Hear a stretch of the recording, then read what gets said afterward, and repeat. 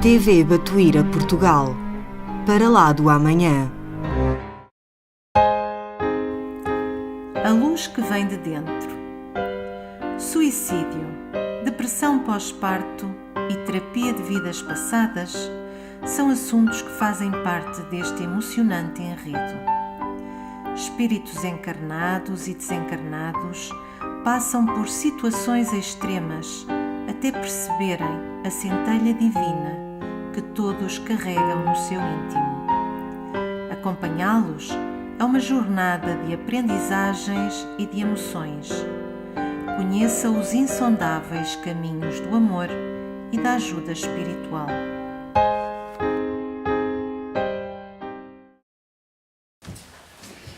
Boa tarde a todos.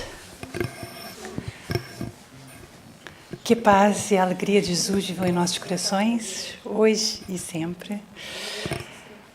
Hoje é 13 de agosto e estamos num fim de semana prolongado porque tivemos a benesse de nos ser devolvido um feriado. Este feriado é o feriado de Nossa Senhora. É o feriado do dia 15, não é, de agosto, da Assunção de Nossa Senhora, e foi isso que me inspirou para trazer hoje como tema Maria. Maria, aquela que nós consideramos o aconchego de todos nós. Maria, que veio, pelo que pudemos aprender no estudo que temos feito dos romances de Emmanuel, é mais um espírito que veio de Sírios para nos ajudar. E veio com uma missão única, que era ser a mãe de Jesus. Trago-vos aqui um recorte muito pequenino. Não há muita coisa sobre Maria. Nem na nossa extensa bibliografia espírita encontramos muita coisa sobre Maria. Há alguma coisa nestes dois livros que eu trago aqui. Há um livro que é Maria de Nazaré, exatamente, que é psicografia do Nunes Maia, de quem também é psicografia o livro de Jesus de Volta, e que trago aqui alguns certos, e também em Lázaro Redivivo há algumas passagens sobre Maria, mas não há muito. Mas eu trouxe-vos aqui um recorte daquele momento, do processo em que uma forma de contar o processo, é sempre uma forma de contar, lembremos disso, uma forma de contar o processo pelo qual nós consideramos, cada um de nós, esperemos que possa ter esse aconchego no seu coração de considerar Maria a mãe de todos nós. É um processo que não foi fácil. Maria era um espírito muito, muito desenvolvido, como já podemos ter ideia, vindo de Sírios e pela missão que ia ter, mas mesmo assim foi duríssimo o seu percurso entre nós. E vamos ver como ela conseguiu também aproveitar essa dificuldade imensa que foi ter Jesus como criança, depois como adolescente, como jovem e depois dividi-lo com o mundo e como o mundo recebeu, não é assim? Então, vamos acompanhar um bocadinho desse percurso, começando exatamente na partida de Jesus. Esta imagem, que é a imagem que está aí também no meio da sala, é uma imagem que é um retrato falado, não é pictografia, não é alguma coisa que foi desenhado por intuição da espiritualidade, foi Emmanuel que através de Chico foi descrevendo eu coloco-vos aqui o nome, para Vicente Avela, que é um fotógrafo, como era a imagem de Maria, e durante várias sessões, entre 83 e 84, ele conseguiu fazer este desenho, que é uma fotografia na realidade, que é a imagem com que Maria aparece aos necessitados, nomeadamente no Vale dos Suicidas, um dos lugares de maior sofrimento, como nós sabemos, entre aqueles locais difíceis que estão em volta da Terra. Maria aparece assim, quando vai com um séquito, como vocês sabem, são um grupo imenso de mulheres que vão distribuindo bênçãos entre aqueles que estão necessitados, nesses locais de grande sofrimento. Esta é uma imagem linda para mentalizarmos. Está ali no meio da sala, então quando quiserem, está ali sempre disponível para... E também no nosso site, nós temos esta imagem também no site do Verdade e Luz. Então, como vos disse, vamos começar em Boa Nova. O último capítulo de Boa Nova é Maria.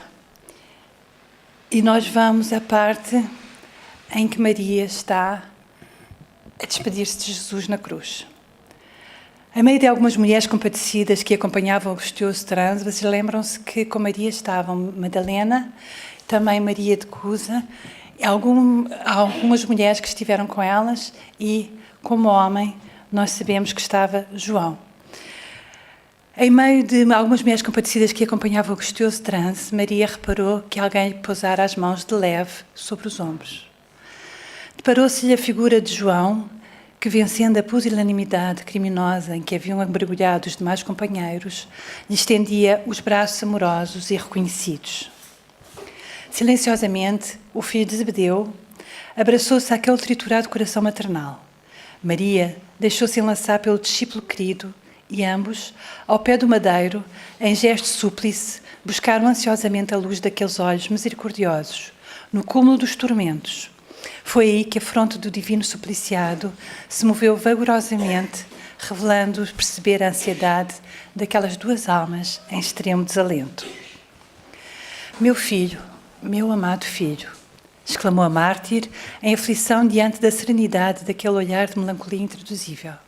O Cristo pareceu meditar no auge das suas dores, mas como se quisesse demonstrar, no instante derradeiro, a grandeza da sua coragem e a sua perfeita comunhão com Deus, replicou com significativo movimento dos olhos vigilantes: Mãe, eis aí o teu filho. E dirigindo-se de modo especial, com leve aceno ao apóstolo, disse: Filho, eis aí a tua mãe. Maria envolveu-se no véu do seu pranto doloroso, mas o grande evangelista compreendeu que o Mestre, na sua derradeira lição, ensinava que o amor universal era o sublime coroamento da sua obra. O filho estava a partir, Jesus estava nos seus últimos instantes, e o que fez foi dar a João, que era muito, muito jovem, João devia ter 17 anos nessa altura, uma mãe, e dar aquele coração de mãe tão doído, um filho que estava com ela nos momentos mais difíceis, como se viu. Este é o momento em que se instaura uma outra forma de maternidade. Jesus vem exatamente, e João pôde entender isso, colocar-nos...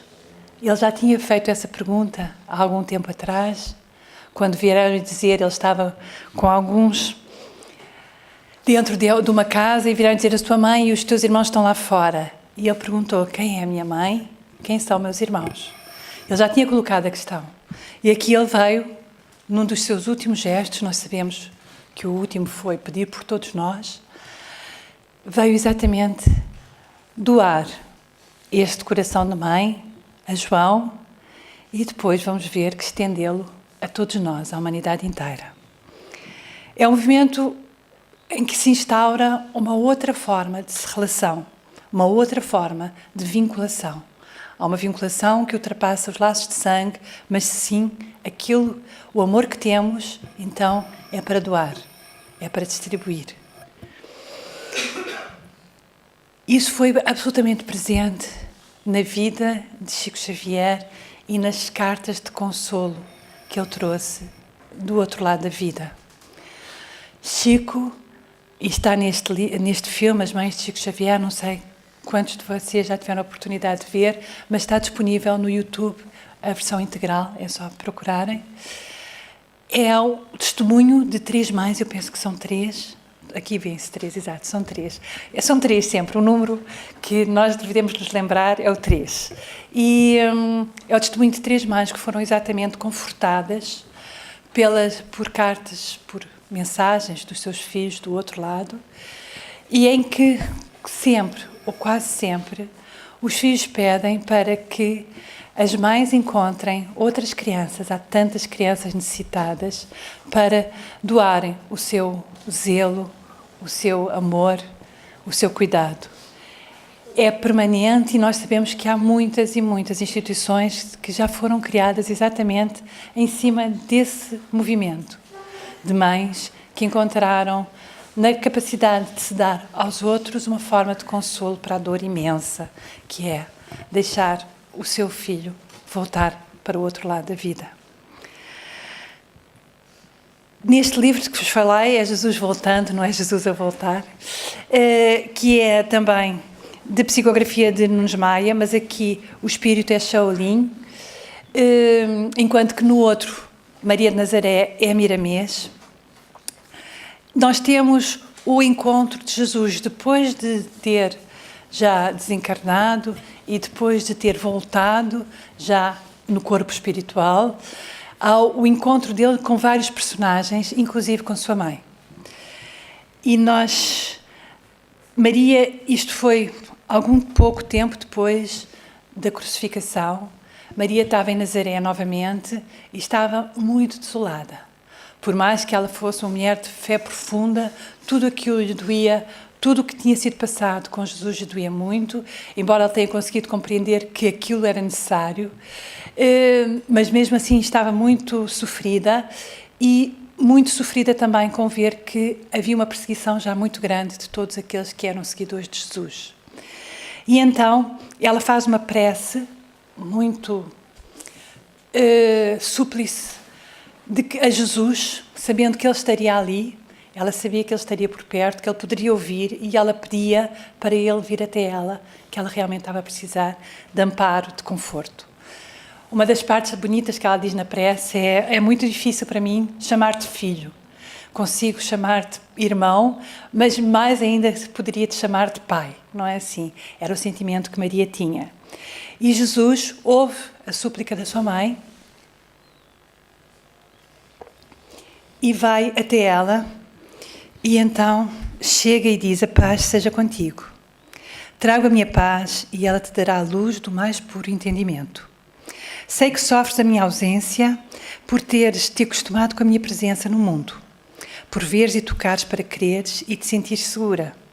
Porém, na verdade, te digo que bem-aventurados os que não veem e creem, os que não tocam e acreditam, os que amam sem desejar amor, os que se alegram sem intenção de que alguém faça o mesmo com eles.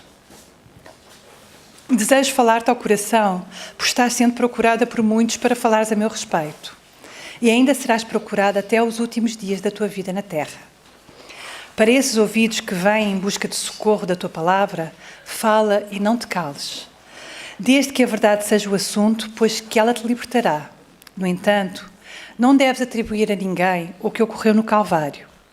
Era, pois, uma lição que deveria ficar no esquema evolutivo das criaturas. Isso era necessário, como aconteceu. Incriminar as pessoas quando deve-se cumprir uma profecia é desarticular o bem que se processa através do próprio escândalo. E quando nos defendemos de um ataque que a ignorância maneja, regredimos e passamos a viver com o ignorante, respirando com ele o mesmo clima do ódio, da inveja e do orgulho. É bom que te lembres do que te falei muitas vezes sobre o perdão das ofensas, do esquecimento das faltas, do amor aos próprios malfeitores. Esse procedimento isola o ofendido do ofensor e o ajuda a compreender as leis de Deus, que vibram em tudo e orientam a todos. A justiça é uma raridade desde que não se processe pelas mãos dos homens. Se Deus a faz, Ele sabe como manejá-la, para nos defender quando estivermos verdadeiramente inocentes. Eu sinto muita alegria em te falar, por ver em teu coração ideal, cuja grandeza educa e fala na mais alta expressão, a do exemplo. As formas são passageiras, assim como os bens materiais. O espírito é vida e vivifica sempre, e a nossa família é universal. É por isso que temos um só Deus, um só pensamento, um só ideal. Em todos os mundos, o sentimento de amor é o mesmo e ele é a força e alimento para todos nós, atingindo todas as frequências que a vida pedir. Jesus vem retomar tudo aquilo que ele tinha tido como doutrina, tudo aquilo que ele tinha durante a sua vida, dado como exemplo, vem relembrá-la da necessidade de perdoar, de dar o exemplo e de não criar para aquilo que tinha acontecido justificativas que não fossem a de que uma profecia tinha que ser cumprida e de que aquilo tinha que ficar daquela forma inscrito na história da humanidade. Era aquilo que nós, como humanidade, podíamos então. Aquilo era a nossa verdade. Jesus vem consolá-la e ela, a partir desse momento, ela consegue encontrar em si própria forças para prosseguir e para retomar a vida, e ela vai seguir na companhia daquele que tinha estado já consigo no momento difícil da crucificação. Maria vai viver durante algum tempo junto à sua família. Ela sai de Nazaré para ir para um outro local, junto com a sua família de origem, e depois João vai buscá-la e ela viverá com ele até ao fim dessa sua existência. Nós agora vamos a Boa Nova, novamente, e aqui, como vos disse há bocadinho, os discípulos dispersam-se e eles vão difundir a Boa Nova, e Maria vai para Bataneia. Aqui está como Bitínia, ali no norte, e aquilo que hoje nós conhecemos como Turquia, não é? Toda aquela parte. E ela vive lá com alguns parentes próximos, e aí ela já tinha uma existência bastante mais tranquila, de doação. Os anos começaram a rolar, silenciosos e tristes, para a angustiada saudade do seu coração. Tocada por grandes dissabores, observou que em tempo rápido as lembranças do filho amado se convertiam em elementos de ásperas discussões entre os seus seguidores. A esse tempo, o filho de Zebedeu, tendo presente as observações que o mestre lhe fizera na cruz, João tinha ficado com aquela incumbência para si, mas ele teve que conseguir encontrar uma forma de poder acolher Maria na sua vida. Então, por isso, ele demora um bocadinho para chegar. Vemos que, e é assim, nós somos humanos ainda, não é? Então, já entre os seguidores havia várias discussões e várias possibilidades de interpretação. Nós sabemos que foi uma tarefa hercúlea, a de Pedro. Simão Pedro foi o grande orientador de todos os seguidores de Jesus e aquele que conseguiu manter o centro, manter o equilíbrio, enquanto que se extremavam posições, e ele conseguia retomar o centro e, com muita sensatez, ele foi administrando todas as dificuldades, e que não eram poucas, intramuros, não é? Porque não é só as dificuldades da violência daqueles que nos atacam, mas também as dificuldades internas de todos os grupos humanos, somos assim ainda. Mas Maria sofria com isso, e por isso ela vai para Bataneia também, para se retirar um bocadinho do centro dos acontecimentos, e é lá que João vai buscá-la para ir viver consigo.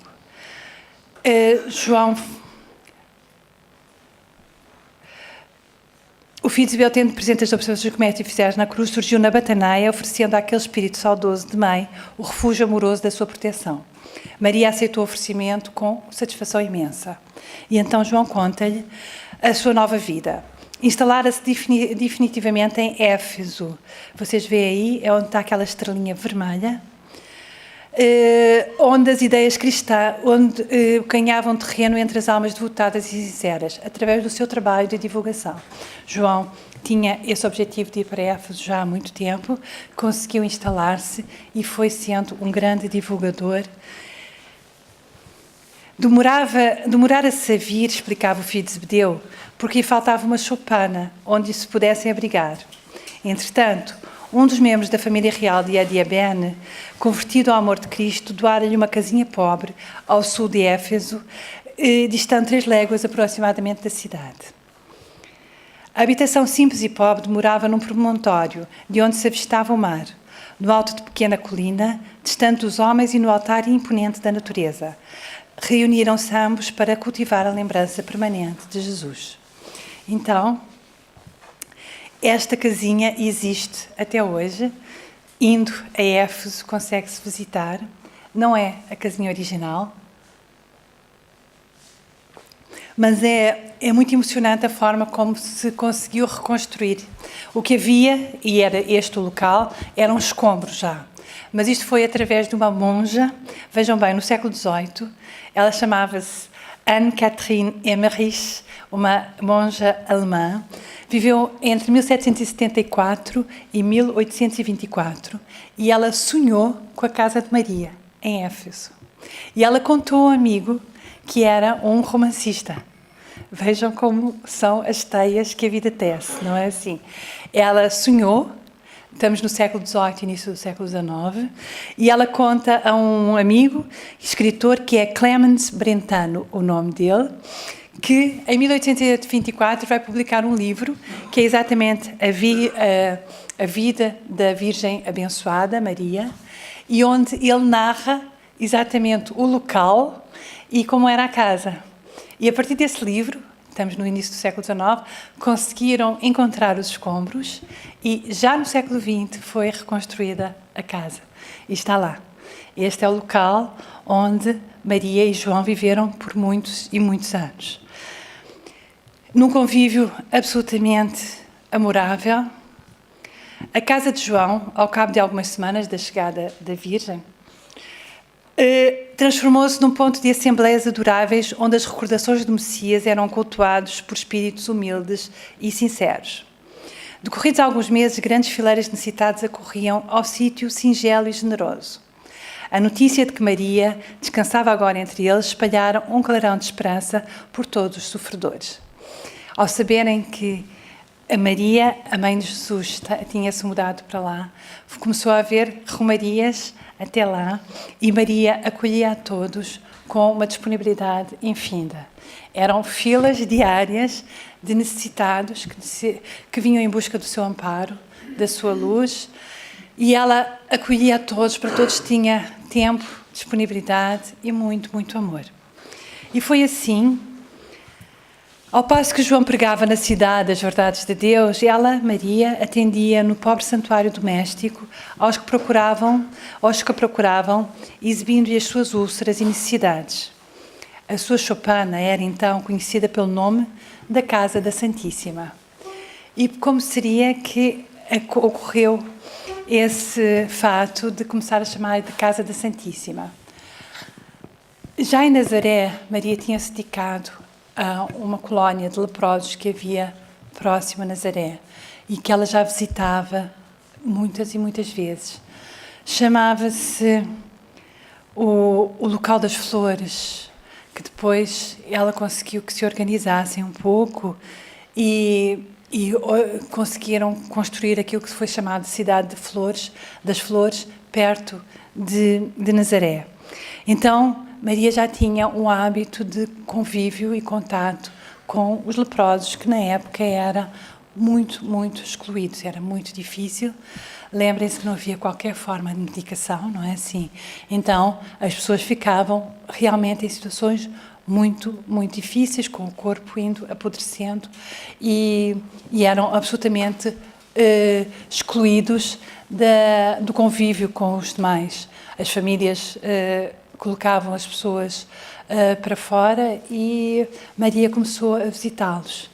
Então ela já tinha um contato grande com esses tão necessitados e um dia chega-lhe um leproso em estado muito difícil e que vem em busca de conforto de Maria. E Maria não só conforta, como cuida das suas chagas e então alivia todos os seus tormentos e ele diz-lhe amorosamente: Senhora, sois a mãe do nosso Mestre e a nossa Mãe Santíssima. E foi a partir daí que, a partir do momento em que ele começou a chamá-la de Mãe Santíssima, que a casa passou a ser conhecida como a Casa da Santíssima. Foram muitos e muitos anos. Maria teve uma existência longa, para a graça de todos nós, porque tudo isso começou a ficar implantado na memória coletiva que nós temos, não é assim? E vem essa tradição de Mãe Santíssima. Até que um dia, ela já estava bem velhinha, já tinha aconchegado muitos e muitos,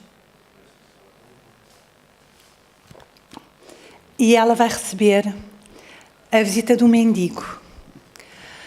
Num crepúsculo estrelado, Maria entregou-se às orações como de costume, pedindo a Deus por todos aqueles que se encontrassem em angústias de coração por amor do seu filho. Enlevada nas suas meditações, Maria viu aproximar-se o vulto de um pedinte. Minha mãe, venho fazer-te companhia e receber a tua bênção. O peregrino falou-lhe do céu, confortando-a delicadamente. Comentou as bem-aventuranças divinas que aguardam a todos os devotados e sinceros filhos de Deus, dando a entender que compreendia as mais ternas saudades do coração. Maria sentiu-se empolgada por tocante surpresa. Sim, minha mãe, sou eu. Venho buscar-te, pois meu pai quer que sejas no meu reino a rainha dos anjos. Maria cambaleou, tomada de inexprimível ventura. Queria dizer da sua felicidade, manifestar o seu agradecimento a Deus. Mas o corpo como que se lhe paralisara, enquanto aos seus ouvidos chegavam os ecos suaves da saudação do anjo, qual se entoassem 1000 vozes cariciosas por entre as harmonias do céu. No outro dia, 2 portadores humildes desciam a Éfeso, de onde regressariam com João, para assistir aos últimos instantes daquela que lhes era a devotada Mãe Santíssima. Ela ficou alguns dias ainda sem conseguir falar, mas a fazer a passagem com tranquilidade e tendo a possibilidade de que todos se viessem despedir dela. Maria já não falava. Numa inovidável expressão de serenidade, por longas horas, ainda esperou a ruptura dos derradeiros laços que aprendiam à vida material. Essa é uma forma de contar a história como Maria se transformou na Mãe Santíssima de todos nós, através da disponibilidade infinita que ela teve de vir ser a Mãe de Jesus. E nós sabemos, através de todos esses testemunhos, que todo o percurso já era conhecido.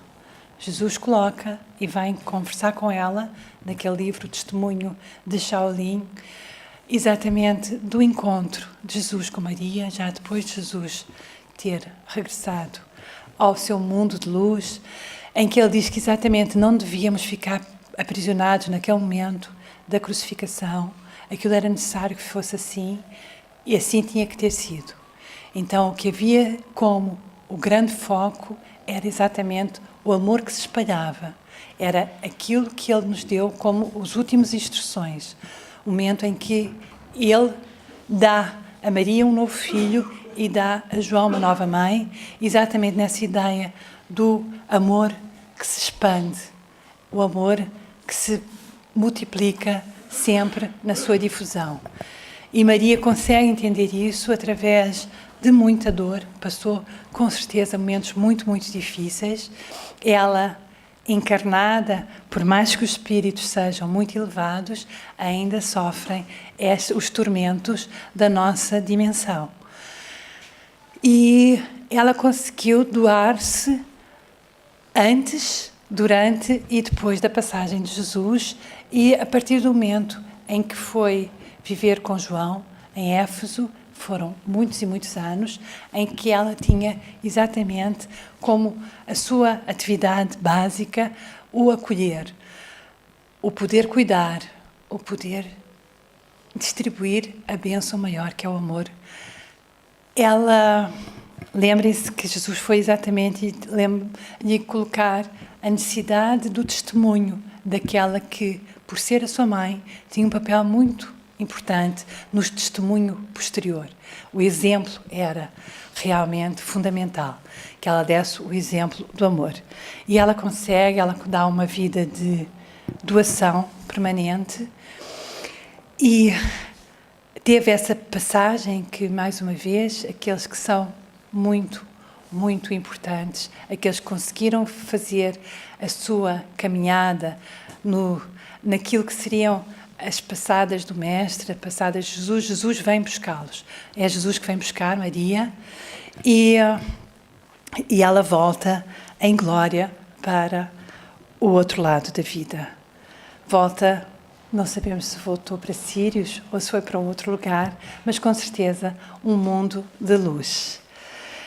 Neste livro, que é um dos poucos livros que não é psicografia de Chico Xavier, mas é psicofonia, nós temos uma prece à Mãe Santíssima que é belíssima, a prece de Anália Franco, em que ela vai colocar em vários momentos os pedidos de todos nós, a Mãe Santíssima. E ela coloca, a finalizar, Mãe Santíssima, missionária, salva-nos do erro. Anjo, estende sobre nós as níveas asas. Estrela, clareia-nos a estrada com teu lume. Mãe querida, agasalha-nos a existência em teu mandato constelado de amor. E que todas nós, mulheres desencarnadas e encarnadas em serviço na terra, possamos repetir diante de Deus, cada dia, a tua oração de suprema fidelidade. Senhor, eis aqui a tua serva, cumpra-se em mim, segundo a tua palavra. A sua vida foi exatamente o cumprimento dessa sua dedicação última a Deus, e que nós possamos, através destes exemplos, deste pequeno recorte da sua existência, através dos testemunhos que temos de psicografias, de alguns espíritos que têm essa missão de nos vir trazer aquilo que são os relatos dos arquivos da espiritualidade, que possamos ter ficado mais próximos dela, numa convivência cotidiana, do amparo que não cessa, está sempre, sempre disponível, especialmente em momentos conturbados como aqueles em que nós estamos a viver atualmente. Ela, com seu manto azul, envolve todos nós e que nós possamos mentalizar esta imagem que é preciosa. Que a sua paz e a sua luz fiquem em nós, hoje e sempre. Obrigada por me terem ouvido.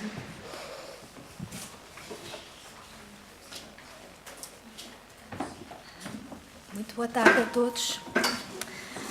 Maria é, de facto, a nossa mãe espiritual, uma vez que ela aceitou, depois do desencarne dela, e sabemos isso através de outros livros, através de outros espíritos, ela pediu para ser a nossa mãe de coração. Ela adotou-nos a todos. Naquele livro de Miramês, Maria de Nazaré, é relatado a aproximação dela ao planeta Terra e como ela vem acompanhada de espíritos de luz, porque a missão dela era demasiado importante para ela poder vir sozinha.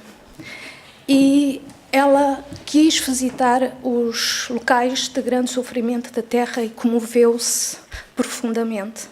Mas como tinha uma missão muito mais importante do que ficar na espiritualidade a ajudar aqueles espíritos, os espíritos que a acompanhavam, alguns deles nós conhecemos com o nome de arcanjos, Arcanjo Gabriel, Arcanjo Miguel, entre outros, ofereceram-se para tomar conta do umbral no lugar dela. Um deles, inclusive, chegou a ser a única luz que havia no umbral mais profundo. Mas ele ficou lá até hoje, em missão, em nome dela, para que ela pudesse cumprir a grandiosíssima missão de ser a mãe de Jesus, porque essa era a missão maior de todas. O Mestre poder encarnar entre nós para nos mostrar que, tal como nós, aquilo que nós poderemos fazer. Ele, no meio de nós, limitado à carne, como nós estamos agora, o que ele foi capaz de fazer. Nós todos poderemos consegui-lo se tivermos a fé do tamanho de um grão de mostarda. Todos nós estamos condenados à perfectibilidade e todos nós, um dia, seremos um espírito tão elevado quanto Jesus. Mas temos que trabalhar os nossos defeitos e a nossa pequenez. E foi isso que Jesus nos veio ensinar. Trabalhar esses defeitos com amor, sempre o amor. E foi por amor que Maria nos adotou a todos e ficou entre nós. Esta casa deve muito a Maria, porque muitos dos espíritos que trabalham nela, desencarnados, grandes, Batuíra não só, o Dr. Bezerra de Menezes, todos eles são grandes devotos, grandes seguidores, grandes trabalhadores da falange de Maria. O Sr. Orlando, se estivesse aqui, já estaria comovido, porque ele comove-se sempre muito. porque esta casa existe mesmo graças a Maria. E todos nós podemos ter a certeza que não há prece nenhuma que nós não façamos a Maria, que nunca seja atendida. Todas elas são atendidas. Ela ouve-nos sempre, ela atende-nos sempre e, carinhosamente, conduz-nos sempre ao caminho certo, mesmo que não seja esse o caminho que nós procuramos. É claro que ela está sempre sujeita à vontade de Deus, tal como Jesus também sempre disse: faça-se a vontade de Deus antes de qualquer outra. Nós temos que aprender a respeitar as leis de Deus antes de tudo, compreendê-las e cumpri-las. E quando nós conseguirmos então cumprir as leis de Deus pela nossa própria vontade, aí poderemos dizer como Jesus: eu ouço o Pai, eu compreendo o Pai. Ainda não chegamos lá, precisamos de estes espíritos de luz que nos vêm encaminhar, que nos vêm ensinar, e eu sei que é muito difícil, mas devemos sempre agradecer aos nossos inimigos e aos nossos obsessores, porque são eles que nos põem no caminho certo. São eles que, com aquela dor que nos provocam, nos conduzem a Deus e nos fazem abrir o coração ao sofrimento alheio, a ver que há sempre pessoas mais necessitadas que nós e que as nossas preces nunca são demais por nós e pelos outros. Não é fácil, como nós vemos, a posição de Maria, não é fácil a posição de mãe, como todas as mães sabem, porque os nossos filhos querem sempre percorrer o seu próprio caminho. E a verdade é que todos nós temos um caminho para percorrer, todos nós temos uma lição para aprender nesta encarnação. Maria ensinou-nos, com grande coragem, com grande amor por todos, como é que um coração de uma mãe consegue suportar a dor maior e perdoar. O perdão que Jesus queria que todos nós conseguíssemos praticar. Perdoar acima de tudo. Perder um filho deve ser das maiores dores que há. Ela perdeu. Perdeu para a ingratidão dos homens. Perdeu pela ignorância dos homens e de uma maneira brutal. Entretanto, ela foi capaz de perdoar aos algozes do filho, foi capaz de perdoar a todos aqueles que lhe quiseram mal e continuou a ser a nossa mãe amorosa, que a todos acolhe no seu coração. Na espiritualidade, na imensa literatura espírita existem vários relatos de colónias espirituais que trabalham em nome de Maria, muitas delas com creches, com infantários, e são de facto colónias maravilhosas, onde se ouve os risos das crianças que desencarnam pequeninas. E esse deve ser o maior dor para uma mãe, perder um filho bebê. Quando eles já são crescidos, bom, a gente sabe, já deram umas tancadas à mãe e ao pai, já foram mal educados e os pais já reagiram. Agora, quando são bebês, a coisa é mais difícil. Mas todos eles são acolhidos na espiritualidade, em creches especiais, em colónias especiais só para crianças, onde, quando os pais estão equilibrados, são autorizados a visitar os filhos, para que aquele espírito possa voltar ao seu estado natural sem prejuízo maior, sem ficar, sem ser violentado nos seus sentimentos, porque quando um espírito está no corpo de um bebê e desencarna, ele continua a ser pequenino e a ter aquelas limitações de um bebê. Precisa de tempo para voltar a ser um espírito maturo, crescido, adulto. E essas colónias são exatamente para isso. Essas crianças são lá tratadas com especial amor e carinho. Sobre a bênção de Maria. No livro Memórias de um Suicida, nós vemos o trabalho amoroso dos emissários de Maria, que vão ao Vale dos Suicidas recolher todos aqueles que já estão em condições de serem recolhidos. E vão visitar os outros a ver se ainda lhes podem dar alguma ajuda. Nós, aqui nesta casa, estamos profundamente agradecidos a todos esses espíritos que ajudaram a abrir esta casa, a ter as portas abertas e a acolher todas aquelas pessoas que entram por aquela porta. Porque todos aqueles que entrem nesta casa são imediatamente convidados por Batuíra a fazer parte desta imensa família que nós somos aqui. Batuíra, como sabem, era um homem austero, rigoroso, cumpridor, extremamente justo, extremamente humano. Como espírito, é extremamente amoroso, porque recebe-nos a todos, respeita o nosso livre-arbítrio e não fecha nunca a sua porta. Fica sempre à espera que nós voltemos. Então, nós estamos extremamente agradecidos a Batuíra, a Chico Xavier pelo o imenso trabalho que ele desenvolveu no Espiritismo e permitir-nos nós já estarmos aqui e já termos esta compreensão do mundo espiritual, porque ele, de facto, foi a grande alavanca do Espiritismo para o século XXI. E nós temos que ver que Allan Kardec foi a base, e sobre a base nós não nos devemos assentar sempre, mas temos que caminhar para a frente, e Chico Xavier é essa continuação. Nesta casa, os trabalhos que são realizados são sempre e sempre sobre os ensinos de Jesus, Kardec e Chico Xavier. E como Chico Xavier disse, alguma vez eu me afastar de Jesus, fiquem com Jesus e deixem-me de parte. Nós aqui tentamos e cumprimos sempre, primeiro, os ensinamentos de Jesus, a seguir a explicação que o Espiritismo vem trazer através de Allan Kardec e depois os ensinamentos que Chico Xavier nos trouxe de como pôr em prática essas explicações para o nosso dia-a-dia. Daí a necessidade dos estudos e dos cursos que são feitos aqui. É importantíssimo perceber como é que nós podemos transitar a teoria toda do Espiritismo para o nosso dia-a-dia. É aplicável. É aplicável. Nós podemos regular a nossa vida, minuto a minuto, com os ensinamentos que o Espiritismo dá, desde que percebamos o que é que está a ser ensinado. E isso é uma coisa que demora alguns anos de estudo, alguns anos de reflexão, alguns anos de interiorização e de luta connosco mesmos.